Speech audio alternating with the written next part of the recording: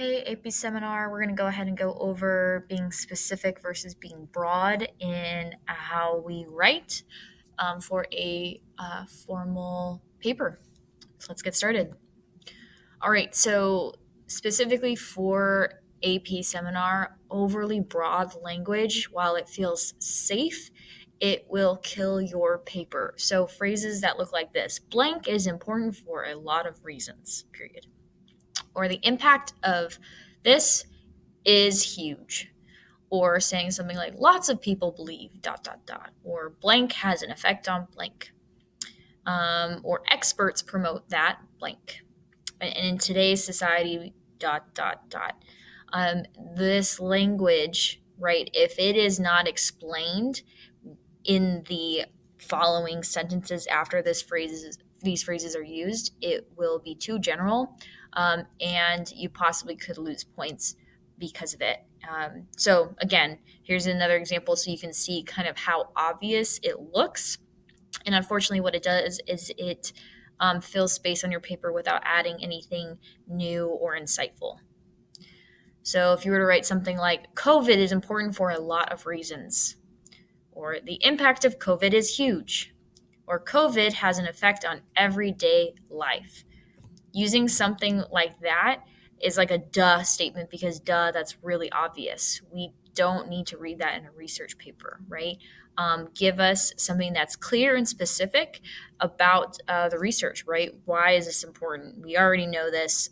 We don't need to read a sentence like that in a research paper pretty much at all. On the other hand, being overly broad will kill your paper, but being too specific will make your word count go up, and it'll be needlessly. So there's a whole thing here, right? Of you have Dr. Jordan Peterson, his whole resume basically written down, all to set up maybe a quote. And so you would cut it down to only give you what you actually need, right? You don't need everything this person has done. To just Dr. Jordan Peterson, Canadian clinical psychologist, professor of psychology at the University of Toronto, wrote in his book, Maps of Meaning, and then introduced the quote. You do not need to be so specific that you tell the entire resume of this person, right? Do enough to establish their credibility. If that's what you're doing, but being overly specific can also hurt your paper. So how can we find the in between? I think of it as Goldilocks, where she had the porridge, right? She goes to one porridge, it's way too hot, and then she goes to the next porridge and it's really cold, and then she gets to the last porridge and it's just right. So thinking through your paper, what is going to be what works best for your paper? So again, I want to again talk about why it's so important. So we have, these are 4 out of the 6 rows in your IRR rubric, and all of these are in the 6-point column, so the high scoring column, right? The first one makes clear and significant, or makes a clear the significance of the larger context. So when you're establishing the context of why your question matters, right, using evidence to show us that this is a real issue, and it's contextualized in the real world. You need to be very clear with your language, right? You can't be very broad. The second row, understanding arguments, right? You need to directly explain what the actual arguments of your sources are.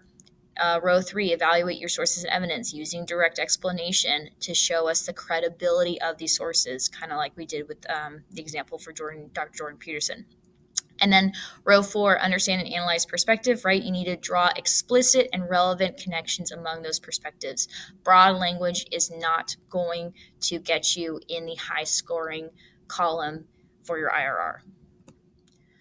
So example 1, how could we take a broad phrase like this in today's society, and how could we get to that just right? It's not too broad and it's not too specific, but how can we have it best fit the paper and what we need? So you would ask yourself the question, what do I mean by today, right? What do I mean by today?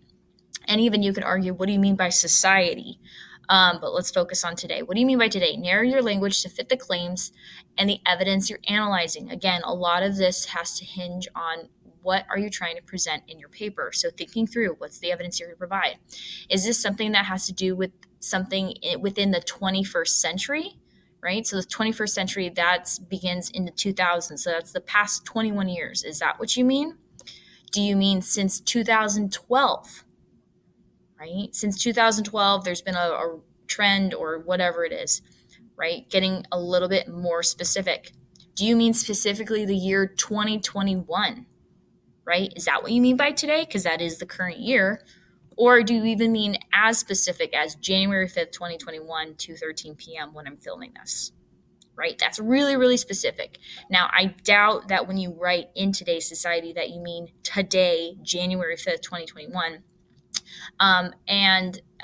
It's very or not typical that you mean 2021. You could, but again, depending on your evidence and what you need, that scale is going to help you narrow down what do you actually mean. And maybe your evidence that you pull from was published in 2012. So you would want to align your language to fit precisely what you mean. So since 2012, there has been a trend of da da da da da, right? So again, narrowing down that language and making sure we're not being overly broad or too specific. All right, example 2, COVID has an impact on everyday life. So like I said, that is a duh statement because obviously COVID has had an impact on everyday life. Okay, so what area of everyday life are you trying to focus on? Think about your evidence to shape your language. Think through your perspective. What are you really trying to get at? Okay, so really broad, everyday life, right? That's not going to work in the context of this paper, so we need to be more specific. Okay, here's a part of everyday life, going out to eat, right? COVID has had an impact on how we go out to eat, right? Even more so, it's not just going out to eat, but specifically small businesses in urban areas. Okay, that's way more specific than just going out to eat. And if you want to get super, super specific, boba shops located in downtown Phoenix. Again, thinking through the context of your paper in this kind of writing, you probably would work best with small businesses in urban areas. Again, I'm assuming that's what fits with the evidence that you're providing. And then maybe the evidence to follow is a boba shop owner being interviewed. But again, you would want to take that piece of evidence to apply overall for small businesses in urban areas. Okay, so that's example number 2 of, again, thinking through the scale of how can we get to the right level of language that were clear and concise. Okay, this is example number 3. COVID is important for a lot of reasons. So this doesn't necessarily have to do with this example. It doesn't have to do with being overly broad or overly specific, but more so, what message are we trying to convey? Do we really mean the word important? Now, you would probably be better catching this in your own paper than maybe someone else reading it because you kind of knew what you intended to write. However, it never hurts to have someone else write your paper and they can circle the words that they think don't really fit as well. So if we were reading a paper and I read the sentence, COVID is important for a lot of reasons, I would say, what do you mean by important? Because important implies beneficial. So COVID has been beneficial for a lot of reasons. And so I would think, how could I be more exact? What's the word I'm actually trying to get at? So let's just say, for the sake of argument, right, I know that the evidence or the commentary I'm going to go into is about public school closures, again, pulling from our example student essay. So we keep reading, and we know, okay, COVID and something to do with public school closures. So what do I want to do with that? Well, I want to tell you of a really great tool, thesaurus.com. I cannot tell you how many times thesaurus.com has saved me in my AP career, and it is a free tool for you to use at your own disposal. So I went ahead and I went to thesaurus.com, and I have it loaded here. And I already wrote important. I didn't want to use important. So what's another word that I'm actually trying to use? Again, this is nice because it gives us exposure to different language, again, to be more exact. So as I'm looking over this, I realize that I want to use the word significant because it's not important, but it is significant. That's a word that feels like it fits more. So I'm going to go back, right? If this was my actual paper, and I would want to go ahead and rewrite it. So it's not COVID is important for a lot of reasons, but I want to explain the relationship between COVID and its significance toward school closures. So I would kind of write a sentence like this. The spread of COVID significantly, there's the word I wanted to use, but what did it significantly do? Did it benefit it? No, it didn't. It significantly impaired. That's just the word that came to mind. Education in public schools. Boom.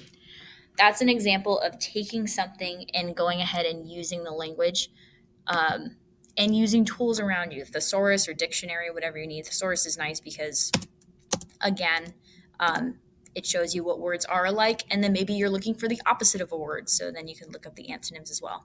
So instead of sticking with COVID is important for a lot of reasons, I went ahead and I refined my language to the spread of COVID significantly impaired education in public schools.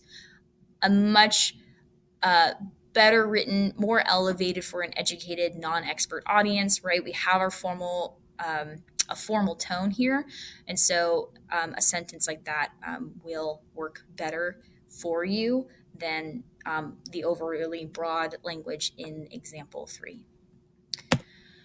So now that you finished watching this video, can you identify these terms or these phrases, the overly broad in the list that I showed in the beginning, in your paper or in your teammate's paper?